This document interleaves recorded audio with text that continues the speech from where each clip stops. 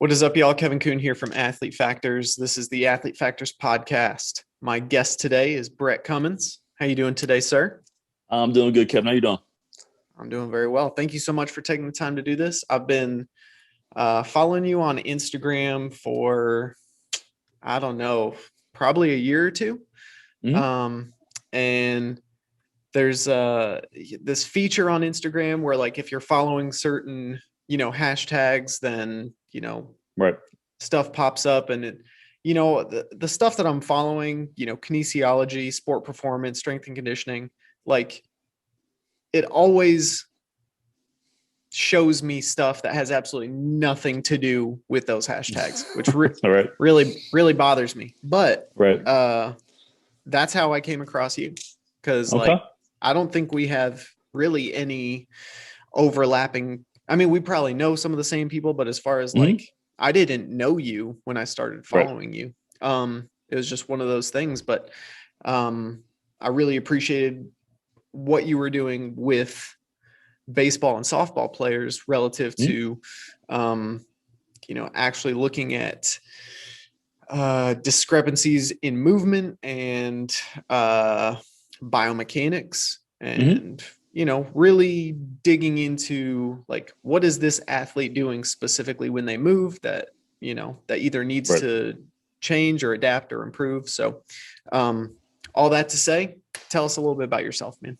Well, I appreciate you having me on, man, and for the kind words. That means a lot. Like I told you before we got on, I don't know if my bio is that interesting compared to some coaches.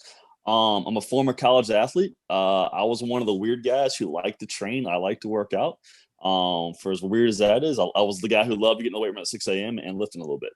So that was, I guess, my original, kind of push into the industry, if you will. I actually played college soccer, man. So I played at Georgia State University. So it's pretty far away from the baseball field as I could be at the time. And when I graduated, this was back in probably 2010, 2011. I actually graduated with a history degree and got out. Worked some odd jobs, just kind of valet parked cars, worked at restaurants, just kind of trying to make ends meet.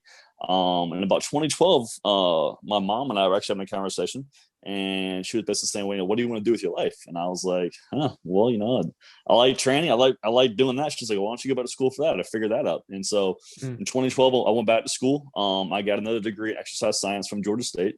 I spent roughly about a year and a half in the program. And then I spent about, I'd say, 6 to 8 months doing an internship with their strength staff there. So spent time doing that. And it was about the time I was at Georgia State. This was about 2014, leading in 2015.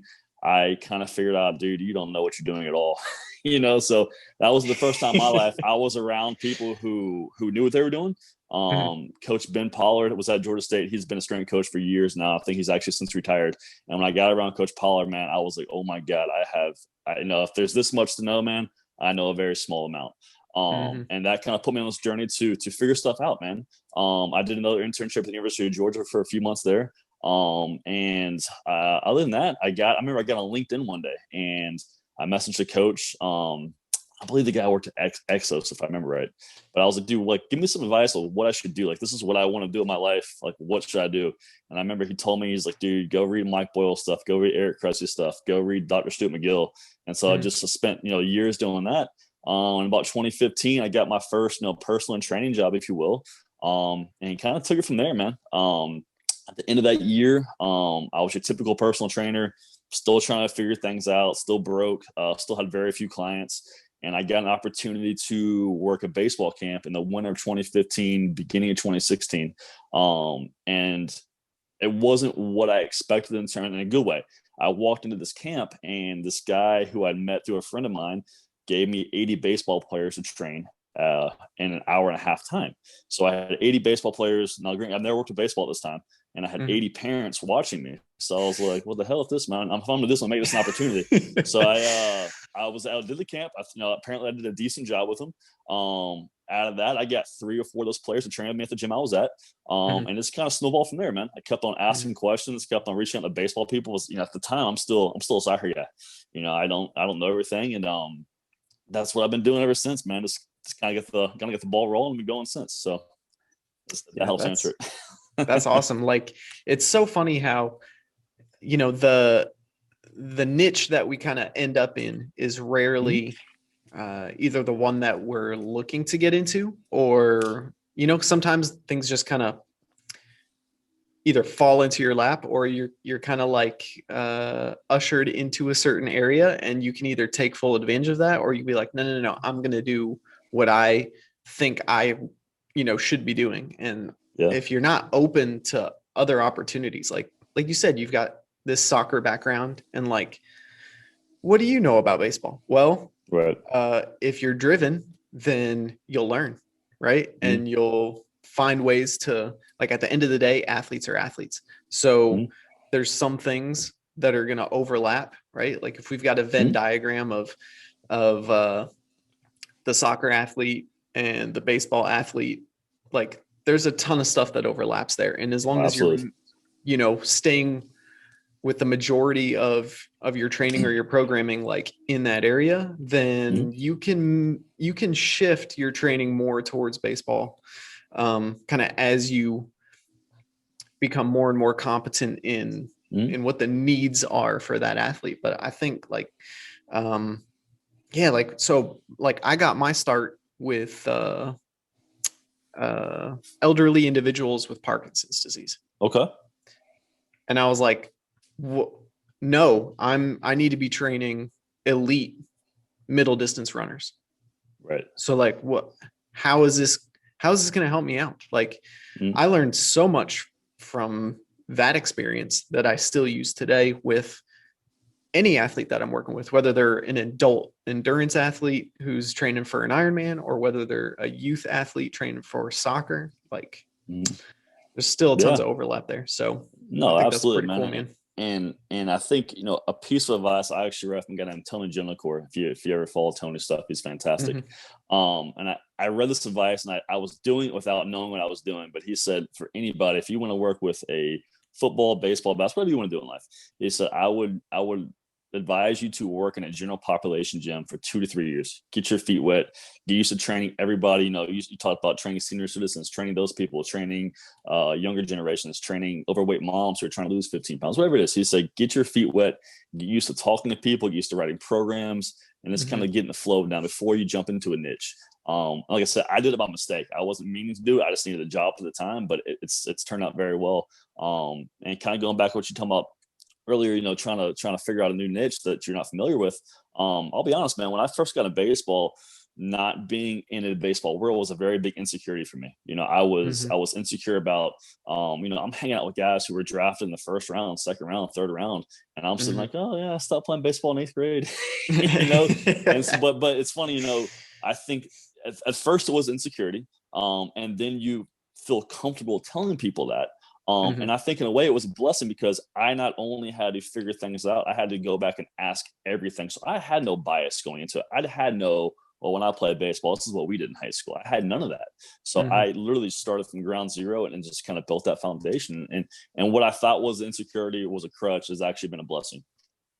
That's awesome, man. Yeah. Like, it's all about your perspective, I think. Like, yeah. And I think as soon as you start to make a little progress, and you understand like, oh, I don't have to know everything about baseball in order to make this athlete better at that sport, right? If I make them more athletic, if I make them more resilient, if I make it so that they can deal with the wear and tear of such a long, intense season where you're playing, who knows how many games per week, 3+ games a week.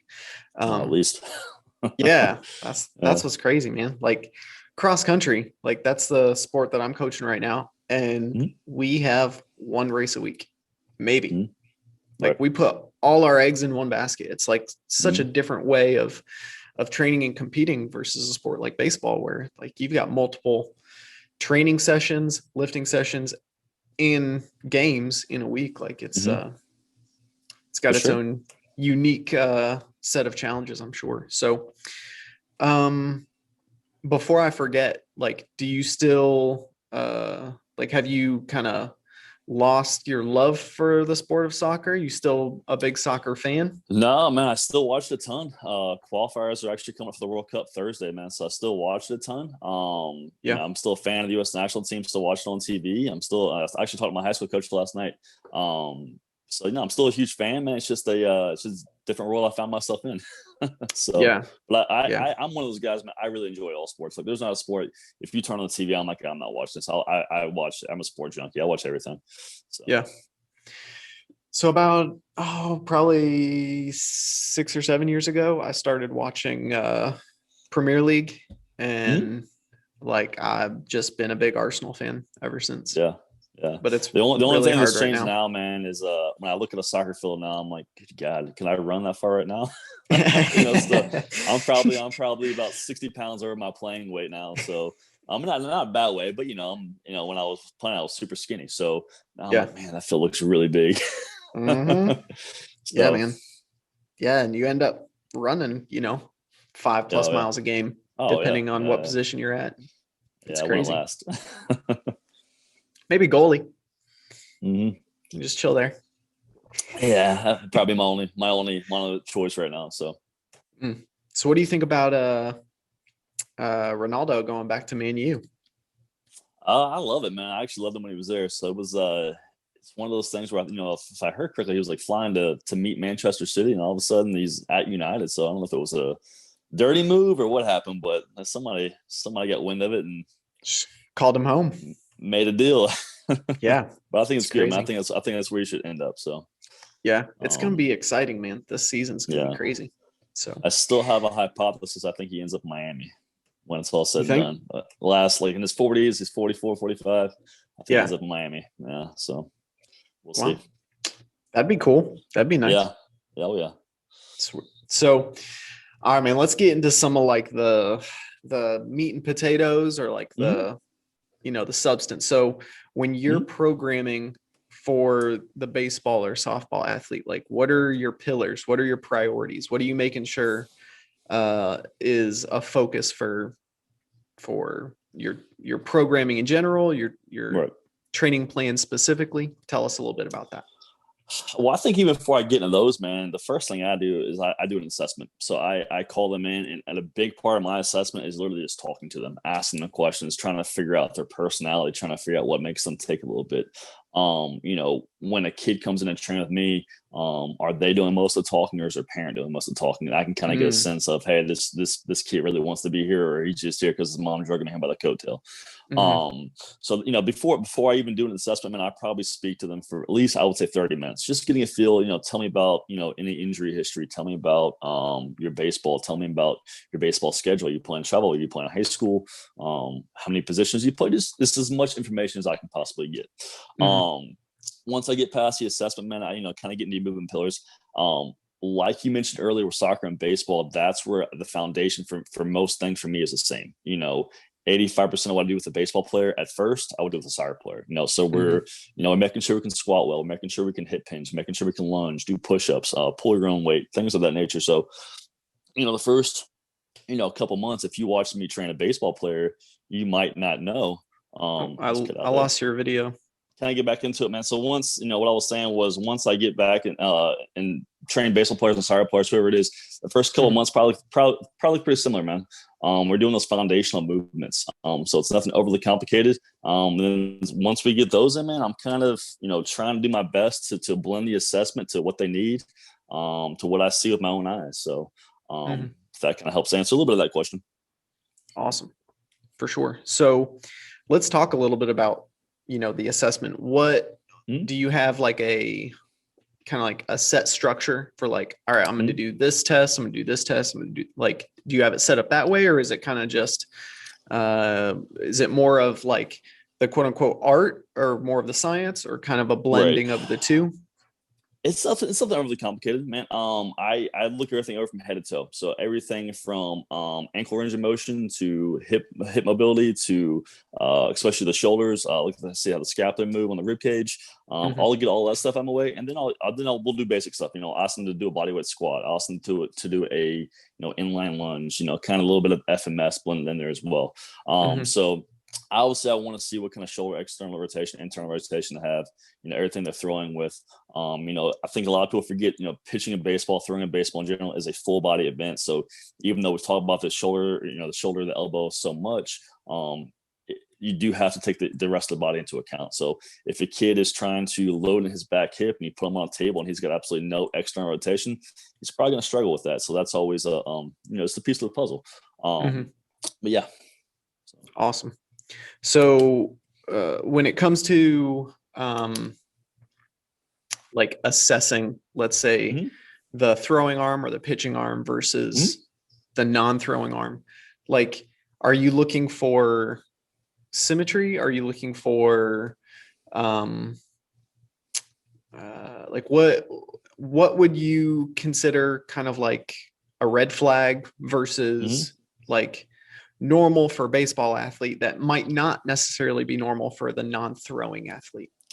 Well, so I'll look at both arms. So I'll look at the non-dominant or non-throwing arm first. So I'll see how much external rotation, internal rotation they have in that shoulder, and then I'll look at their throwing side, and that kind of gives me an idea of where quote unquote normal is for them. So if the kid lays back into 100 and we'll say 120 degrees on his left side, and he lays back into his left side is his non-dominant side, and he lays into 140 degrees of external rotation on his throwing side, we're hoping to see probably maybe 80 degrees of internal on his non-dominant side and 60 degrees of internal on his throwing side. So that means the total range of motion and the shoulder is doesn't have to be exact every time, but we want the total range of motion in each shoulder to be somewhat close. Now the arc might be a little different, so he might have more external rotation and less internal on his throwing side, and less external and more internal on his non-throwing side, which is totally normal in the baseball athlete.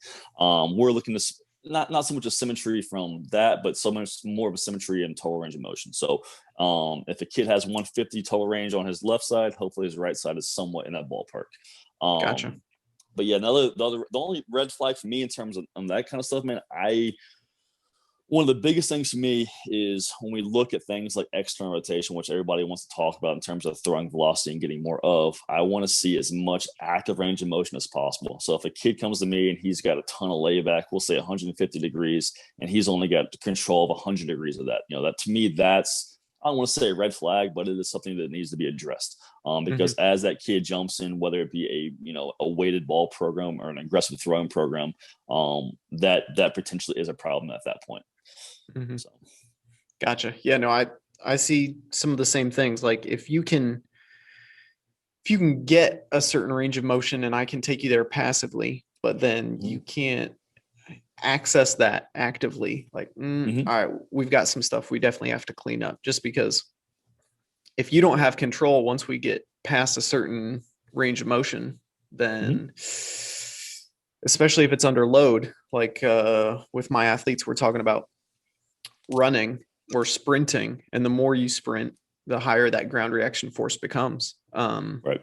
If you can't control it under just your body weight, then how are you going to be able to control that when you're at 3, 4, 5, 6, 7 plus times your body weight and ground reaction force? So I imagine, like, what kind of forces are we talking about with throwing and pitching?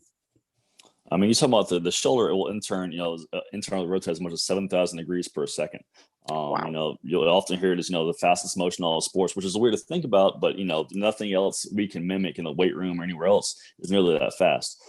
So, throwing is one of those things where I tell people it's probably the worst thing you can do for your shoulder. Now, with that being said, you have to play baseball, right? So our job isn't to totally, get rid of throwing out. So we're just trying to prepare the body as much as possible to withstand some of that force and educate the kids on how to stay healthy. Because as anybody knows, if you've read anything in the SEC world and in the baseball community right now, there's a ton of injuries still happening, and it seems to go up a little bit each and every year. So with more research being out, so which is kind of weird to me, but we have some numbers to look at, we have some research to look at, but we're not always doing the right things, whether it be on the baseball field or in the weight room, for that matter. So sure, definitely, I agree with you there. There's always room for improvement. So this might be, don't mean to throw you a curveball. However, so in the sport of running, there's this let's call one camp over here that talks about how if you can't decelerate a certain load, then your body will probably not allow you to accelerate to that level. Right. Okay. So then there's another camp that says it's not so much based off load application and load absorption or force absorption. It's more to do with how well you can manage a collision. So like that's two completely separate ways to think about sprinting mechanics, because one says if there's a knee valgus and ankle collapse, then you're just asking for not only injury, but you're leaking a ton of energy that could be recycled into propelling you forward. While this other camp that's looking at things from the managing collision perspective is more along the lines of, no, this is a perfectly valid way to utilize gravity and then think about falling forward to the finish line, let's say. So are there like competing camps when it comes to your ability to not just generate force to throw a ball, but also like how important is it to decelerate that throwing arm after the ball's released? Like what's the kind of what's the climate like with regards to philosophy there? I'm trying to think here. Well, you probably got a handful here. So you have the guys who are completely baseball guys, and the weight room is, the antichrist, if you will. It's don't go into the weight room. It's not doing any good for you. Those guys to me are becoming less and less in the community.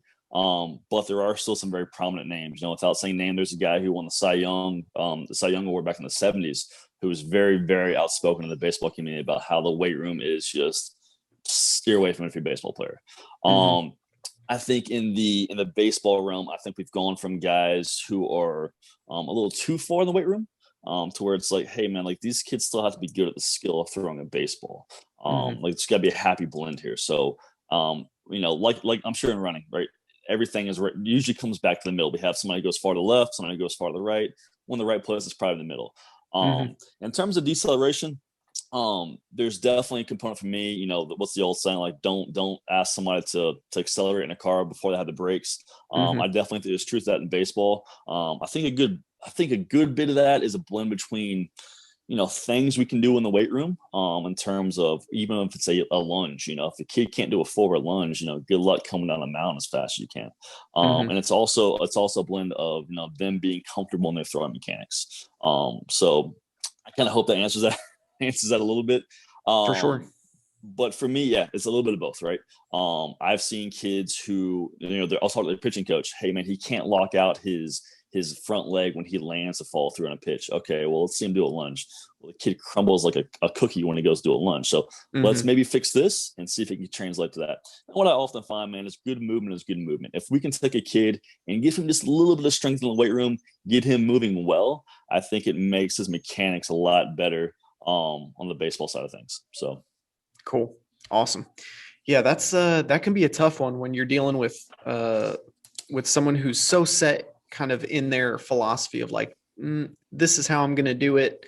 And if there's an athlete that could get a huge benefit from just doing a little bit of work in the weight room, but they're like, no, we're just going to continue to make them do this really poor movement pattern like over and over and over again. And that's what'll fix it, is you just do more of it. Like, no, maybe not. So, so one thing I tell coaches is make sure you're not mechanically asking them to do something they can't physically do. So if like I said, to go back to the lunge example, if you can't do a forward lunge, reverse lunge, and you're asking a kid to load his back hip and come down hard on that front leg, like he might get it, he just physically can't get there as of yet. So that's where I come in, hopefully. Sweet. So that kind of leads me into kind of my next train of questions or train of thought, which is, what are some other issues or what are some other hurdles that you have to deal with, either with other coaches or with athletes, with parents, Mhm. as specifically to this niche, or just in general as a strength and conditioning professional? Yeah, I think it's probably similar to the cross country world right now, man. I think it's changed the narrative of what S&C is. Mm, So a lot of people have an idea of what they think I do. Like, they think, hey, don't hurt them. Like, well, like, duh. Like, what do you think I do? You guys do heavy squats, heavy bench press. I'm like, yeah, we do move heavy weight at times, but it's mhm, not your dad's weight room back in 1991. Like, so don't think of it like that. So I think that's a big part of it, is just respectfully questioning, but also respectfully educating parents, because a lot of them are, they have good intentions for their kids. They want them to get better. They're coming to see you for a reason. It's just respectfully telling them, hey, I get your idea about that, but this is kind of how we do it. And you feel free to ask any questions. That's the biggest hurdle I have for me. Kids to me are easy. You get them in the weight room.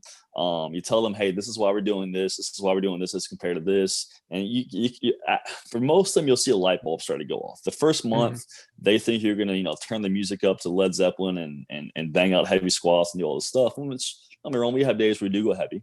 But I think once you kind of educate them on why you're doing something, the light bulb clicks. And then they'll come back to you from like a school setting or whatever it might be, and like, coach, like, do you believe we're doing this still? The kids to me are generally easier. It's the mhm, parents and it's the sports coaches that are a little bit tougher to reach sometimes. Like I said, that's just them, being, a little bit older. They've been around a little bit longer. They've seen worse things. So, when one of us are telling them, hey, do this, this, and this, they've already been told, the wrong thing about 100 people before that. So, mhm. but yeah, going back to, if I had to simply put that answer, respectfully educate is the biggest obstacle, and change the narrative of what we do as coaches. I love it, man. Yeah, I think so often it's like I could talk to this person. I just don't have the time. I'm busy. And like if Mm-hmm. you like it takes time, it takes effort, it takes, that's probably time that you're not getting paid, but For sure. it's Well, it's so important. Well, and that's where, we talked about social media earlier. That's where, to Mm, me, a big part of social media is. And that's one reason why I use it as much as I do, not because I'm trying to show how much I can deadlift or bench press, whatever. It's because I want to use that as my resume as a teaching tool. So when somebody says, hey, you should go train with Brett Cummins, they can go to my Instagram or Facebook, whatever it might be. And like, okay, this is what this guy does. Okay, that makes sense. mhm. If it's just pictures of me with my shirt off and like, posing for the mirror, they're going to be like, I'm not going to see this guy. So that would be, I know we'll probably talk about this later as well, but that'd be one piece of advice I would give to any young trainer, any trainer in the industry, is like, don't just use your social media as a bragging tool. Like, use it as a teaching tool to reach people. And so when they come to you, they already have an idea of, what you're kind of about. I love it.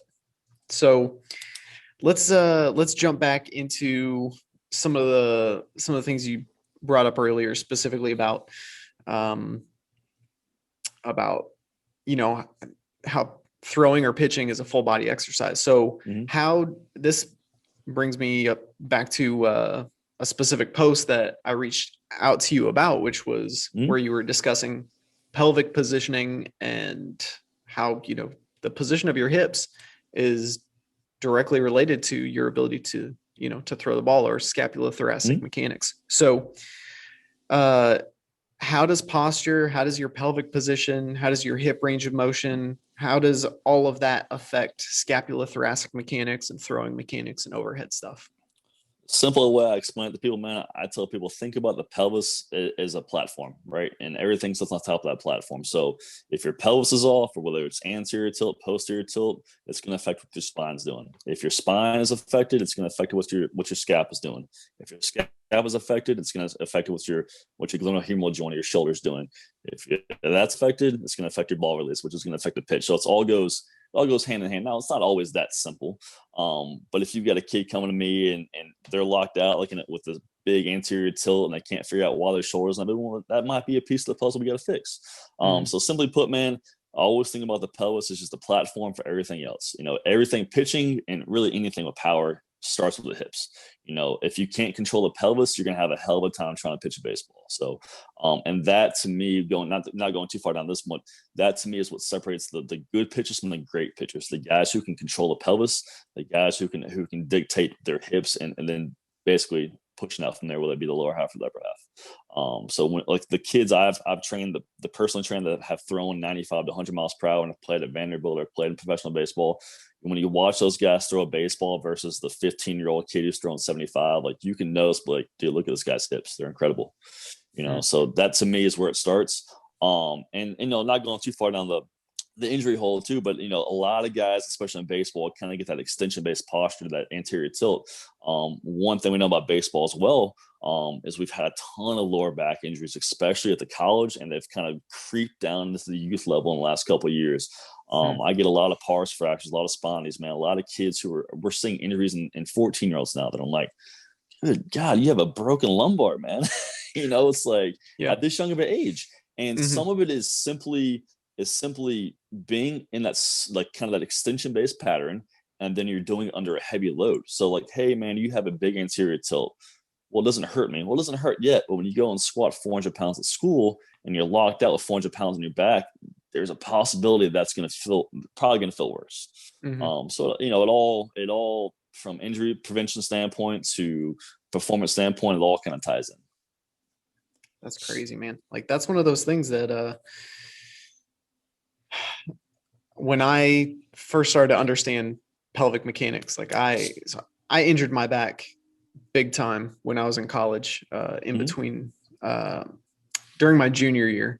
And man, like once it was a huge problem. Like I had back pain all the time until I finally understood, like, oh, my back pain is coming directly from this excessive anterior pelvic tilt. And then once I was able to figure out what was going on there and how to correct it and how to make some changes, and big time difference. So yeah. If you ever had lower back pain, it will change the way you think about training for sure.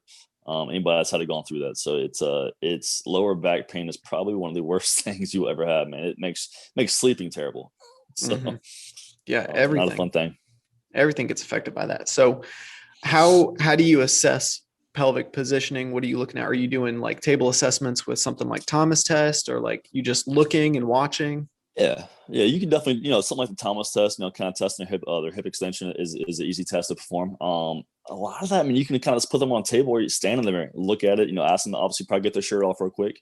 And I've had some kids, man, like obviously you have a little lordotic curve there, natural curve, but some kids, it looks like a bowl of cereal. Like, I mean, the thing just dips in and you're like, good God, I mean, does that hurt? And sometimes they have yes, sometimes you'll put them in a provocative test. Ask them to kind of get in the push-up position, sag their hips and drop their chest up, and right away, you get oh man, that feels really bad, really tight. So sometimes it's as easy as that. That to me is one of those. It's not hard to see. Anybody that's been around anybody can probably look at a kid walking in. He's got that big open rib cage, kind of that big open rib flare, if you will. Their butt is usually poked out a little bit, and they got that big sway in their back. So that to me it's not a hard one to find, but it can be a hard one to fix in terms of you can do all the correctives you want to, man. You can do the supine bridges, you can do, whatever hip mobility drill you favor. The key is the education component and telling this kid like, hey man, this is the issue. We're going to do this to fix it scenario. But when you go back to school, we're going to go wherever you are, like you can't do 100 correctives here, then go back to your weight room. And like I said earlier, squat with 400 pounds in your back, look up at the ceiling, open up that rib cage again, because everything we just did is all for nothing now. Two, and I think it's about educating people too on like the open rib cage, the anterior tilt. It's not always a kid's fault. Sometimes just the nature of throwing a baseball. So when you're throwing 100 miles an hour, man, you're cranking back in that spine. Like things are going to happen. It's the nature of the beast. So I think it's up to us to recognize it, help them fix it, but then also give them the education component on, hey, like this is why it's happening. I would address this every single off season. Be aware of this. So, yeah, I think you're touching on something that'll. There's nuance here, and a lot of people would generally, like early on, I would have in my career, I would have jumped on like anterior pelvic tilt. This is a bad thing. Well, then I started to realize there's a lot of high end sprinters, like 100, 200, even the 400, where an anterior pelvic tilt is probably like if there's a sprinter who has a huge anterior pelvic tilt, that's probably an adaptation to sprinting. Like absolutely. The reason they're good at that activity, that movement, is because their body has adapted to that. Like Mhm. this is the outcome of doing sprints all the time. So Yeah. is it a problem? Is it a bad thing? Well, Right. only if it's causing problems, only if they're in pain, only if it's causing negative outcomes, only if their performance is Mhm. being affected by it. So I think that's one of those things. Like you might have a kid come in who has, you know, at first glance, like, oh man, this is bad. You see a move like, oh, well, you know, okay, maybe we don't need to get them into a posterior pelvic tilt and get them locked into that position. Maybe like there's, Yeah. No, there's this range that we need. Yeah, and as a coach, man, you made a great point there. Like that's something I think you change as you mature as a coach. Like, hey, I know, for instance, I've got a kid who plays catcher and he's in the minor leagues right now. And if you put him on the table and measure his hip external rotation, you'd be like, can this guy even move? Like, it's terrible. But then you watch him play the game of baseball, and he's probably one of the best defensive catchers in the minor leagues right now. He gets into his catching position so easy, and he gets out of it even better. So it's like, well, I don't know if I want to change that or not. Like, let's do enough to where you make sure it's not affecting your knees or you're not hurting or anything like that. But dude, if you're doing this, like, let's just kind of keep the ball rolling a little bit. Now, if it's a 14-year-old kid who's like, man, I can't get in my catching position, it's hard for me to stand up. Well, then let's talk a little bit. And that's where it might even, that's where the skill level of the player might even, you know, kind of dictate what you're going to do as a coach. You know, I've always heard in sprinting, and you probably know what's about more than I do. I've always heard, you know, do you really want to make guys' calves that loose? You know, guys have tight calves, or is the tight calf, you know, helping them push off harder? You know, so you got to be careful of what you're doing isn't taking away from something on why they're so great. You know, so For sure, yeah. Like what's going to transfer force better? Something that's jello-y or something that's a little more stiff? And yeah, that's one of those things. Like you don't want to be stuck in a range of motion where you're not able to take advantage fully of the stretch shortening cycle. But at the same time, if you've got a hypermobile hip, knee, and ankle, then trying to apply a lot of force just probably isn't going to happen. So yeah, that's where like the timing, like the impulse and like all of that comes into play. That that reactive strength index. Like it's not just range of motion and, you know, how much weight you can move. It's the speed of contraction and the change from concentric to eccentric to concentric, and, you know, dynamic stabilization is in there as well. So it's all, it's always evolving, isn't it? It's crazy, man. Like right out of grad school, I was like, I know enough, but I'm going to keep learning. But like, I know enough. And like, the more you know, the more you're like, wow, I don't know anything. It's funny. And I'm sure you get these too, man. I'll get questions from people on Instagram or Facebook, whatever it might be. And people ask me, and they want like a very direct, like, hey man, this is hurting. Give me a stretch to fix it. And I'm like, oh dude, it could be a million things. I'm not even sure what I'm going to tell you is going to work. You know, it's kind of like, I tell people this, and I don't mean it in a disrespectful way. Like there are some coaches that throw shit against the wall and see what sticks. Yep. And sometimes you'll have luck, but we're all kind of doing that. The difference is like the good coaches are seeing what sticks, and they're kind of, okay, this is why is this happening. They're kind of questioning their own methods. Some coaches just taking blast stab in the dark, and if it works, it works. If it doesn't, it doesn't. But yeah, man, the more you learn, the more you get around, the more you appreciate, like, there's no simple answer. And just when you figure it out, some outlier kid walks in your gym and you're like, well, that throws everything what I just said off. Yep. Yeah, I get that one a lot. Like, coach, my something hurts. What stretch should I do? And I'm like, well, if I can't assess you, then I like, maybe stretching is the last thing you need to do. Maybe you need to strengthen. Like maybe we need to shorten some muscle. Maybe you've got too much range of motion here. And but like everybody's immediate go-to when something hurts is what stretch? Yeah. And there's times where like, I had an athlete. In fact, I had her earlier today. I've been working with her consistently for about 3 months now. And when we first did her assessment, like she's like hypermobile everywhere. And so she's at practice one day and her legs are hurting. And she's like, Coach, what do I do? And like, this was to her sport coach. This wasn't to me, but they're like, oh, your calf hurts. Oh, let's stretch it. And I'm like, right. I don't want you stretching. Like Right. it hurts because there's too much movement. So you can literally bend over, you stand up, put your legs straight, put your palms flat on the floor, and it's like your hamstrings are fine. Exactly. And I get that a lot in baseball too, man. I think people forget sometimes is, the shoulder is the most mobile joint in the body. I mean, that thing is made to move in every direction possible. So when you've got 160 degrees of external rotation, we probably don't need to stretch no more external rotation. So it's sometimes when you say it out loud, it's obvious, but then we see it being applied in the weight room or the baseball field, wherever it may be. It's like, oh God, what are we doing here? So that's one of those things. It's easy. Sometimes it's easy to shut certain parts of the brain off when you're on the field or when you're in the weight room, or like, it's hard to keep everything on all at the same time, just because. So let's shift to a little bit of this one's a fun one for me sometimes, and other times it causes me just all kinds of headaches.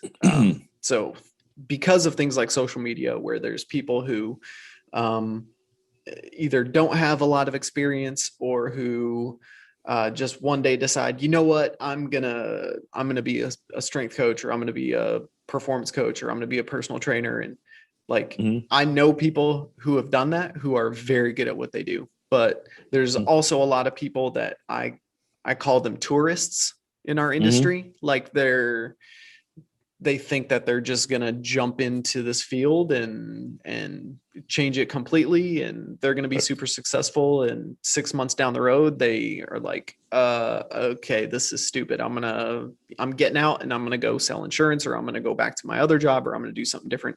And like, this field is not for everybody. So this isn't like, this is not me trying to like tell people that they shouldn't do this. This is just me saying, like, this is way harder than most people think it is. And that's not just because of the hours and the amount of prep and cleaning and tearing down that we have to do, afterwards and all that stuff. This is just, times are changing. We know a ton more now than we used to. And if you're not keeping your nose to the grindstone with regards to like learning more, then you're probably going to get left behind. So there are sport coaches, there are other strength coaches, there's the clinical side, the rehab side that is putting out information that maybe isn't up to snuff. Let's say at best case scenario, maybe it's not helpful. Worst case scenario, it's actually causing harm. So in your specific niche, in your realm, do you see specific exercises or drills recommended that you're like, oh man, I wish that we would just scrap this, or that's useful, but only within this context, and it's being, used all the time? Like I see it with ladder drills, oh, we're doing speed and agility. Well, like, how does that translate to what you're doing specifically in your sport? Like, I want to see a little more than just, oh, we're doing speed and agility, we're doing, reaction time and quickness. Like, yeah, but that doesn't relate to what you do. So do you see stuff like that? And if so, does it bother you? Yeah. Well, it goes back to the respectful education part, right? Like, you gotta be nice to people about things, or they'll stop listening to you. Sure. Without no disrespect, I think the long distance running in baseball is a big problem. I'm so stupid, right? I'm not sure. I'm not sure why. When I was younger and I had friends that all play baseball, they're always telling me, I played soccer, so they'd be like, why you want to run? Well, it helps you pitch longer. Well, it doesn't, but sure. To me, the long distance running in practice, the go run poles, the go run around the parking lot, is generally because the coach is trying to waste time and has nothing else to do. I'll be honest with you. I don't. if you can't finish a 30-minute weight session without almost puking because you're so out of shape, then I could put my head around a little bit. We do need to get a little more base, if you will. But for vast majority of baseball players, what I tell guys, just be just good enough. Just good enough. You don't have to be an elite level cross country runner. You don't have to be an elite level bench presser. Just be good enough to where it helps you just as much as you need. That's the big one I see still.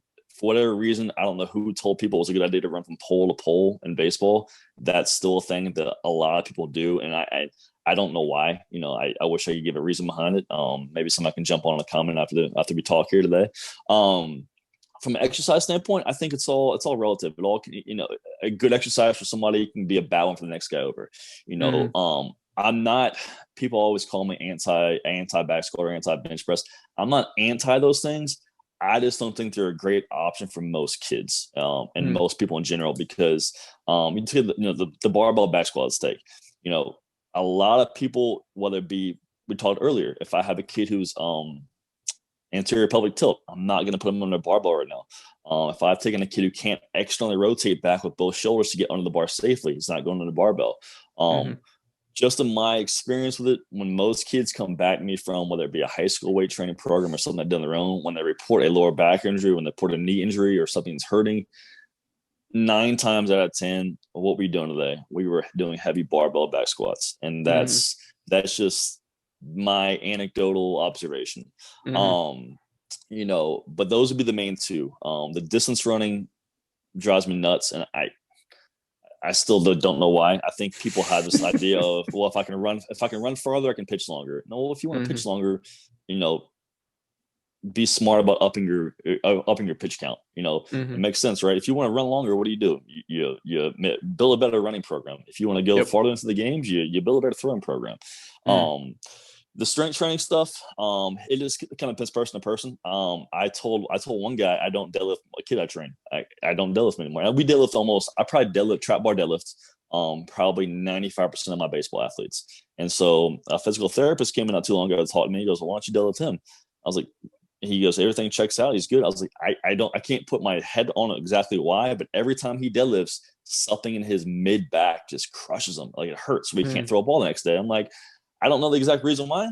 All I do know is that hurts him and he can't throw the next day. And it just makes sense. Like, hey, let's just eliminate that. We don't have to do it. So sometimes I think it's just putting your biases aside, it's putting your ego aside. I'm like, dude, if this sucks, if it's hurting them, why are we doing it? It's that simple sometimes. So yeah, and I'm sure he's still doing hip hinges. I'm sure he's still doing movement patterns that are still stressing and straining his physiological systems. The kid can do an RDL with 275 with perfect technique and nothing bothers him, but he gets under a trap bar deadlift and his back all of a sudden starts hurting. And you look at his form and it looks good, but for whatever reason, how he's pulling it just doesn't feel good to him. That's fine. We'll change it up. That's the thing. Like you shouldn't be married to any specific lift just because you're gonna have somebody who comes along who it's not gonna work well for him. And then what do? You either scrap that athlete.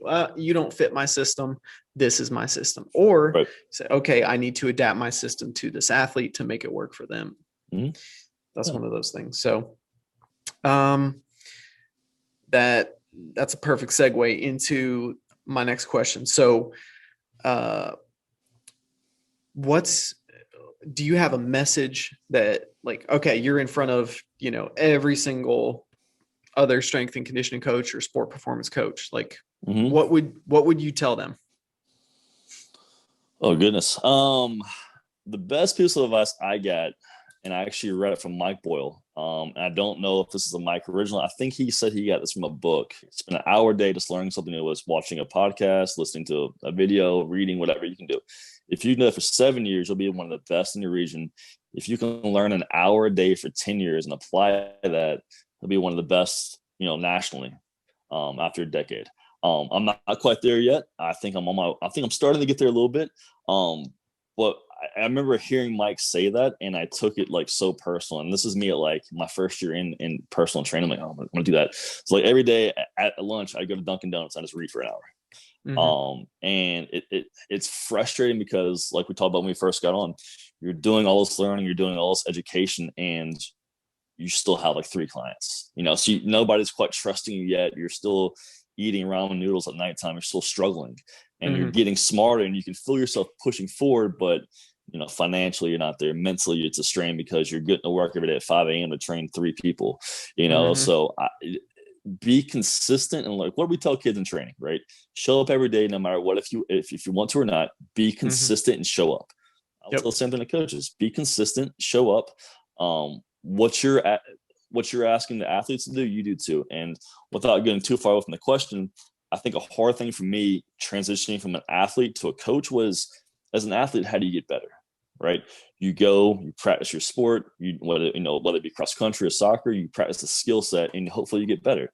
When I first got into coaching, that was the hard part for me to figure out was, okay, I want to be good, but how do you be good? Like, how do you be a good coach? Like, what makes a great coach? Something we haven't really touched on was the soft skills. Brett Bartholomew is a guy I've followed for a long time, and Brett has helped shed a lot of light on the soft skills of coaching for me. How to avoid burnout, how to avoid getting tired of what you're doing, even though you do love it. But I would say that, man, try to spend an hour a day, whether it's listening to something, every single day if you can, learning, and then do your best to figure out like what makes. Think about, in your head, what makes a great coach, and then try to be that coach, right? Like, I think the soft skills for me are something most coaches are probably lacking in some way. Can you talk to every client you have? Can you relate to them? Do you know a lot about their family? Do you know nothing? One thing I try to figure out about my kids is, what do they like to listen to, favorite movies, what do their parents do for a living? Do they have any siblings? That way, when they come to the gym, hey man, did your mom get that job, by the way? Whatever it is, things like that. So I know I kind of went on a rant there, but no, that's good. So. Like my mentor, it's a guy named Ambrose. Like one of the things that he told me like early on, because when I came to work with him, I was just out of grad school, but I was still in like academic mode. I was like all in, like I'm reading every day, like anytime I have a break, boom, I'm studying. And one of the things that, he said to me is he's like, Kevin, I love that. Like, keep doing that. But just remember, like, people don't care how much you know until they know how much you care. So like we're coaches. It's personal. You have to be able to communicate. And if you can't relate to your clients or your athletes, then you can know everything that there is to know about getting them better at their sport or fixing them. But like, if you can't meet them eye to eye and be able to interact with them, like they're probably going to go see someone else. So don't be weird, man. And when I tell, we've all probably got 1 or 2 people we know that when we say this comes to mind, like, I know a guy right now, I'm thinking about this. He's a great trainer. He knows exactly what he's doing. He could teach you how to squat perfect tomorrow. He's so freaking weird. Like nobody wants to be around him. And I don't mean that in a disrespectful way. He's just very awkward. And he hasn't learned those soft skills. And he's almost like dug his feet in with them. Like, he won't learn them. And I'm like, well, you're not gonna have any clients then, man. Like you don't have to say, squeeze your gluteus maximus. Just say squeeze your butt. Just say squeeze your butt. Yeah. Nobody cares about that, man. And every now and again, you will get a few guys that ask, hey, coach, like, what exactly does this do? Like, what muscle does this work? And then you say, oh, do you golf on your tangent? But 90% of people, they don't care. They don't care. Are you making them feel better? Are they getting better? Or, for my adult clients, are they looking better? That's what they care about. And then if they need an explanation, if they want it one day, then go off on your tangent. But most people don't want that. Yeah, they're not there for a lesson. They're not there like a science lesson, let's say an anatomy lesson. Like just, will this make me faster? Will this make me stronger? Will this make me more powerful? Will this make me a better athlete? Like that's pretty. But yeah, like you said, there's a time and a place to get into the nitty gritty, but they'll let you know when they want that. And some athletes that I've been training for, almost a decade, like they don't care. They keep coming back.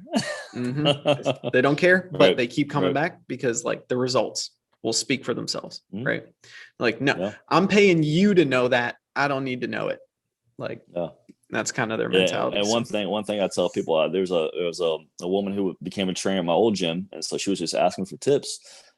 things to do, things not to do. And I said, stop giving a history lesson every time you explain exercise. Instead of saying, hey, when your goblet squatting, grip the dumbbell, grip the kettlebell, drop your feet in the floor, whatever it might be. She'd be like, well, goblet squats are my favorite exercise. I'm like, dude, nobody cares. Make it simple, bullet points, boom, boom, boom, boom, boom, get out. Just keep it simple.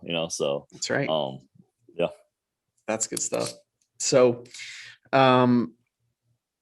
is there anything that now that you wish you had known when you were just getting started? Yeah, I think from a programming standpoint, I think I worry too much about programming, and I don't mean that like it's not important, because it is important to know. I think in my head, especially as I got into the baseball field, you imagine this perfect block. 4 weeks we're gonna do this, 4 weeks we're gonna do this, and then 2 weeks it doesn't work like that. And in most team sports, it never will. When you've got that perfect program, a kid comes to you and say, hey man, I pitched 4 games last night, what do I do? Well, shit, we're not doing that now. So especially in a sport where, let's face it, most baseball players play 10 months of the year. That perfect program you want to do doesn't exist anymore. The perfect program for me, or close to, is literally, we ask kids how they're doing every time they walk in the door. Hey man, what'd you do last night? Did you play? Did you practice? How many hours did you get to sleep? And then we obviously have our stuff written out in advance, but we can always adjust it. I say, my programs, I tell people, are never in ink; they're always in pencil. So if we need to make some adjustments, day of, make some adjustments. But that would be one there. Two, I kind of touched on at the last point, the soft skills thing. That was one thing in college you just don't learn. You can trace the pathway of the blood from the heart to the aorta and all through the body, but you don't know how to say, hey, how's it going, to a person who walks in the door. So that would be another one. And one, this is not a strong suit of me. I'm still trying to learn it right now. I'm literally taking everything I can, the business aspect of things. And I think that's where a lot of trainers struggle. Like, hey, you probably need to set up an LLC. What's an LLC? You just don't know. And that's something else we're not taught. And at this point in my career, I'm still kind of playing catch up a little bit, to be honest with you. So those 3 things from a programming standpoint, soft skills, and get better at business. But then you see the other side of things too, where people get into the gym because they see it as a business, but then they have no business teaching, coaching, training anybody. And it's like, oh God. Yeah. So it goes both ways. That's the truth, man. There's some people who are killing it on Instagram because they understand business, and like the quality of the training or the programming, it's not there, but it doesn't matter. Like they understand how to get new people in the door and how to, set up a pay funnel and do all that. Yeah. So there's ideally you understand that, and you understand, a little bit of human physiology and ex-phys and strength and conditioning and sport performance, and you can marry those two. And that's one of the things that I noticed pretty quick out of grad school, when I started my first, business. And I went to the bank and I was like, hey, I'm an LLC. And like, I was at least educated enough by some other people that I was working with. They're like, hey, here's what you should do. And I'm like, all right, cool. And I do that. But now I'm figuring out, like, okay, so now I have to file taxes, personal taxes and business taxes. I need somebody to do that for me, so I can't do my own taxes anymore. And like, oh, okay. So when do I pay myself? How does that work? Right. What's the deal with like retirement? Like where to speaking of taxes, like this money's not coming out of my paycheck when I do pay myself. So now I have to put money aside because I have to pay extra at, come April. Like, ooh, there's tons of that business I always stuff, joke man. with people, if and you kind of touched on this earlier, if most of us knew how hard it was to actually make it, and somebody before we started our job was like, hey, it's this freaking hard, I sometimes wonder how many of us would actually do it. And I'm kind of thankful I didn't know. You're naive. Like, I've got my CSCS. I know anatomy. I'm gonna take it. I'm gonna turn the industry upside down and make $1 million. And you kind of get in your first 3 years and like, well, this is for me. Am I still doing this? And I think being naive at first was a good thing, because like you said, man, if we all knew how really hard this was, would we have done it, and thankfully, another quote, I'll quote Mike Boyle on, was I heard him say one time in a speech, he said, don't give up before you get your big break, and like, don't put in all this work and all of a sudden just pull a plug on it, wait for it and wait for it and wait. And if you put in the work, man, I truly believe like good things will happen eventually. So, and another thing I would tell, going back to a couple of questions ago, another thing I would tell young trainers right now would be, like, you never know who's watching. You never know where you're at. And that's almost kind of how I got started in baseball a little bit. Was I did a smaller camp after my original camp, and I had like, I think 10 kids, and it's 9:00 at night. You don't really want to be there, man. Half these kids don't want to be there. And and in the back of your head, you go, okay, just do a good job, do a good job, do a good job. Well, in those 10 kids, I had a physical therapist who the dad was watching. And in the last 4 or 5 years, he has sent me, I couldn't even tell you how many clients, so, from that standpoint. And I had, at the time, he was just a dad and me sitting in the corner watching the routine. And then I had the #1 baseball player in high school in the country that year. The kid since went on to play at Vanderbilt. He won College Player of the Year. And at the time, I'm brand new. I didn't know who he was. And so they both came to me afterwards. He wanted to train with me. He wanted to send me clients. And it's just like, man, if I were to come in here with a bad attitude, 9:00 at night, I don't want to be here. Who knows what would have happened? Yep. So you never know who is around and who's watching. Yeah, man, that's really good advice. That's heavy. Because that's the thing, man. Like, oh, I'm here, I'm just gonna go through the motions. Like, no. Like, do the best job you can do, because you have no idea what's gonna happen. Yeah.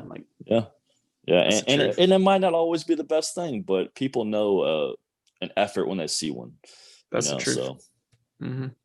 Yeah, it's things like that you never know where a referral is going to come from. Like, maybe that specific client is like, oh, I can't do this, but I've got 5 friends on my team whose parents would love to pay for this, and like, you never know. You just never know. Yep. So I think that's really profound. So for everybody watching and listening, if they want to reach out to you, if they want to follow you, like, what's the best way for people to find you and follow your work? I would say Twitter and Instagram are probably my 2 I use the most. Instagram, I believe, is just Brett_Cummins. And then I believe my Twitter handle is Cummins B21. So, and I'm also on Facebook as well, Brett Cummins. If they want to look me up, feel free. Other than that, man, emails out there on my website. I have a website. I'll be honest, I've been terrible with updating the last about a year or so, but it's brettcumminstraining.com. That's my goal in 2022, get back on that and start journaling. I used to write a ton, and I really do enjoy writing. So hopefully I can get back on that train here pretty soon. Just awesome. Always hard to find time sometimes.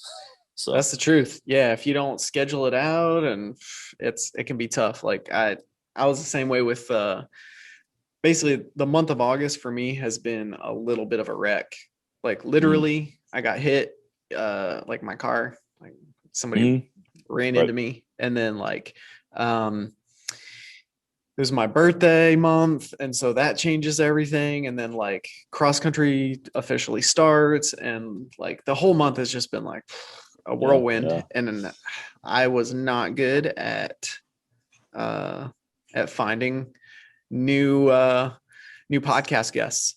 And so it took till the end of the month to figure that out. And here we are. It's already September, but it goes back, man. Last piece of advice I'll give people too is, as your career progresses, and as well as I do, you have to find new routines, a new way of doing things. And that's the tough part for me. Like, getting busier is a great thing, don't get me wrong, but then you have to find that new, okay, I'm busier now, I'm working 12-hour days, I'm completely full, I have to do this, and this, and your time gets less and less and less and less and less. So, but yeah, that's true. Yeah. Yeah. And sleep's important, and maintaining your relationships with friends and family are important, and doing things that you got to do to keep you mentally healthy. Like, that's important, and physically healthy. That's important. There's a lot of priorities. So if you just expect everything to fall into place, it probably won't. You got to be real proactive about it. Which is tough sometimes. It's work. It is. It's a constant battle. Constant battle. That's the truth. Well, dude, thank you so much for taking the time to do this. I've really enjoyed our conversation. It's always nice to have conversations with people who, like, we speak the same language, but like, you're in a niche that I know, very little about. So it's good stuff, man. Thanks for taking the time to do this. I appreciate you having me. Thank you. For sure. Alrighty, y'all, go follow Brett. And if you have questions, like, reach out to him, let him know. And as always, stay tuned for next week's episode. Adios.